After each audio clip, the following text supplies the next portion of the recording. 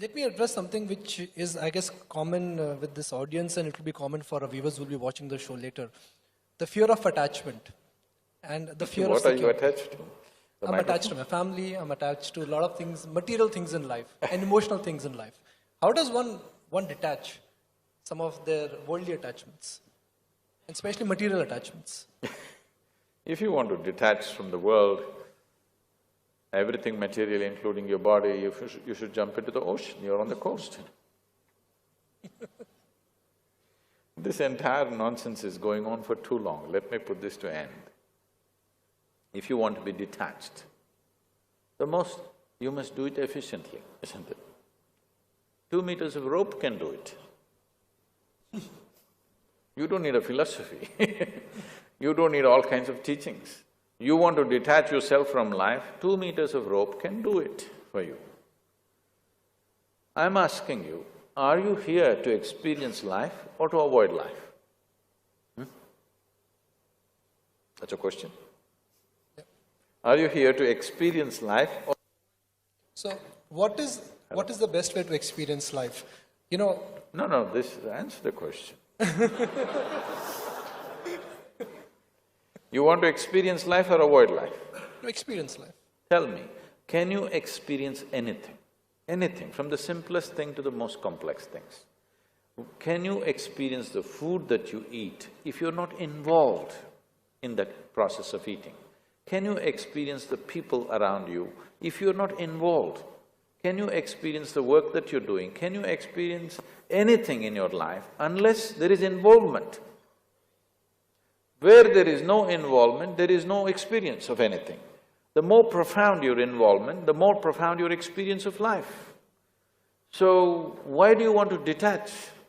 What your problem is entanglement. Whatever you touch, you're getting stuck to it.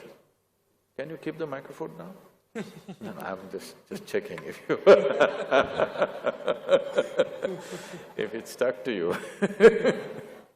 Like I said, you know, I'm attached because I'm a professional anchor, so that's the attachment I'm referring to. No, the problem is just this, we are getting entangled. Wherever you involve, you're getting entangled. Why this entanglement is happening is because your involvement is selective or discriminatory.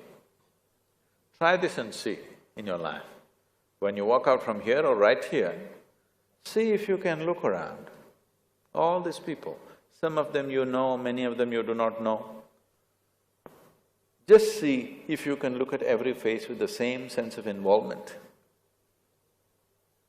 The air that you breathe, the land that you walk upon, people around you, just everything. Show the highest level of involvement that you can manage. Whatever your level of involvement is, just the same level of involvement with everything. You will see involvement is a fantastic thing and there will be no entanglement. Now I'm willing to involve with this person, not involved with this person. Now you'll get tangled up. So because you're getting tangled up, you come up with a life-negative philosophy of detachment. Detachment will never happen. Those who are trying to detach will get more and more entangled because this is the nature of your mind. Shall we do an experiment with you? I'm going to move to the next part. No, shall we do an experiment with you? He's being very detached with me. Shall we do an experiment with you? No, I mean, we can always do it. Okay. Right now, next 10 seconds, you should not think of monkeys. Don't think about monkeys. Only monkeys, isn't it? So, you have a mind like this. If you say, I don't want something, only that will happen. In this mind, you say, I don't want to be attached, you finished.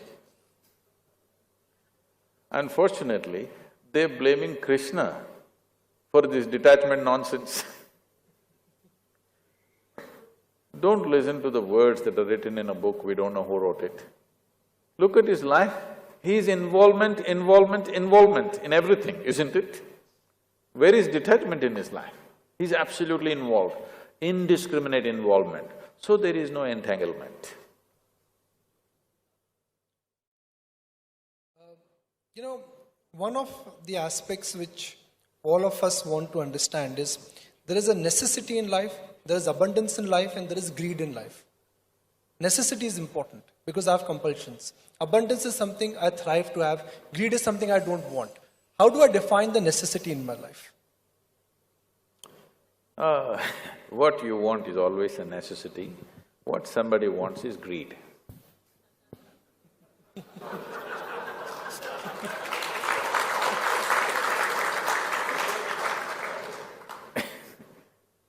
So let's not get into this kind of descriptions of any human being.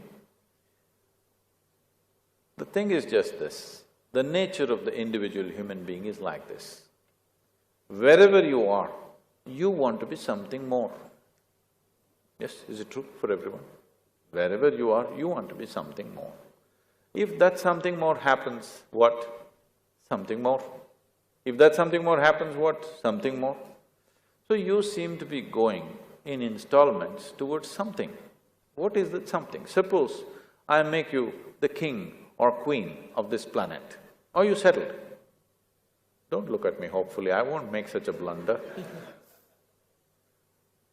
If I make you the king or queen of this planet, will you be fulfilled? No, you will look at the stars. This is the nature of the human being. It doesn't matter what nonsensical teachings you give them, you cannot stop it within this, even in a single human being. These kind of teachings, be content, be happy with what you have, has not worked for a single human being on this planet. It will only work either when you are sick or you become too old for anything.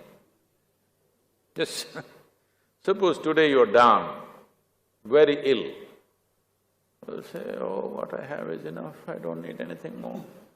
Tomorrow morning you're feeling a little better, again ready? Yes or no? So the nature, the very nature of being human is this, that you always want to be something more. How much more will settle you for good? If you look at this, you will see that it's not more, you want all. What you're looking for is an infinite expansion. If you try to achieve infinite expansion through material means, you will become an endless run. It's like trying to count 1, 2, 3, 4, 5 and one day you believe that you will say this is infinity. No such thing will happen, you will just become endless counting. Your longing to expand limitlessly is fantastic. The means that you're employing is very miserable because through physical means, you're trying to get to a limitless or an infinite state. The very basis or the very fundamentals of physical existence is a defined boundary. Where there is no boundary, there cannot be physical. We call this a physical body because there is a boundary line. If I remove all the boundary lines of this body, can this be a physical body? Nothing physical can exist without boundaries. But there is something within you longing to touch a dimension beyond boundaries. Your longing is fantastic. The methodology is a hopeless methodology.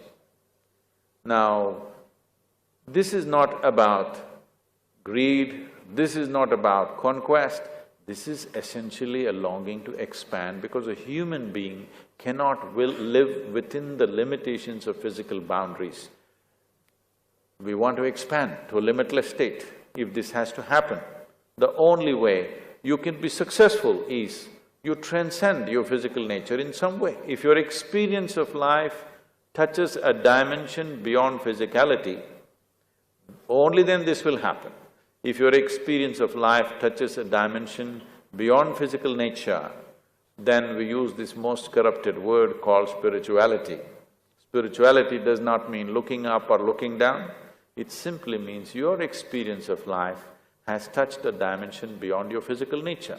What is the significance of such a thing? Why should I do this? It is simply this, everything physical about you is acquired. What you call as my body is something that you slowly acquire over a period of time. What you call as my mind also is physical. The content of the body and the content of the mind you gathered from outside through impressions and food that you consume. So, what you have gathered at the most can be yours, can never ever be you.